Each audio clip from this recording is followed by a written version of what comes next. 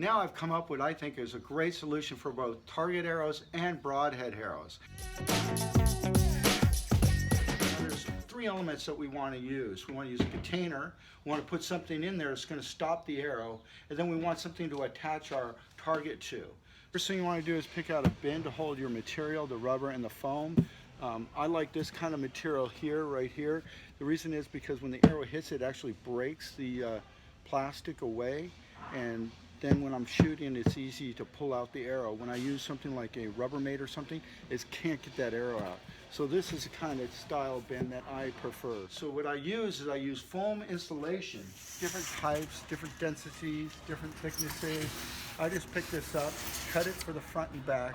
It holds all that rubber material inside so it doesn't fall out, and as soon as it wears a hole in it, I just replace it.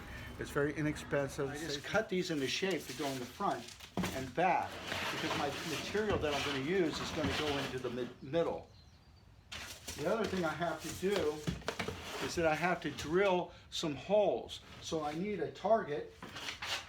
Now I use this target right here. This I print off my computer. I can print out multiple targets.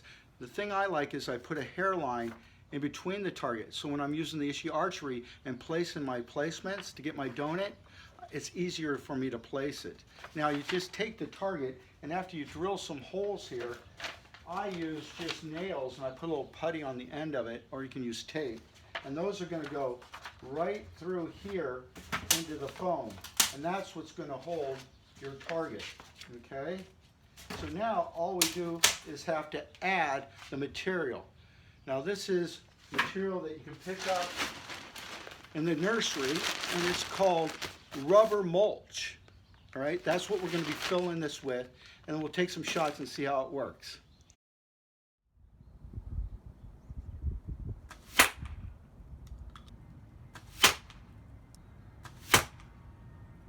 Okay, let's see how easy these arrows are to pull out. Whoa, little finger. Whoa, easy. Oh, there we are. Now, the plastic, as you see, is starting to break. So once this breaks through, we'll be able to shoot our broadheads. It's been several months. You can see the target looks a little different. All the plastic's now removed from after multiple uses of breaking that away with the arrows. And now the arrows are just going through the target, the foam, and the rubber mulch. I also spray painted the front black just so I can see my target better. The other thing I did was I added foam on the bottom. It was really too heavy to pick up and move when I wanted to adjust it. So I just now have the rubber mulch in the center area. Now the foam works great for, field arrows, target arrows, but when you go to a broadhead, I recommend using the polyethylene 2-pound. It just seems to be able to pull out the arrows, and you're not removing a huge amount of material when you're pulling your arrows out. I'll demonstrate that for you now.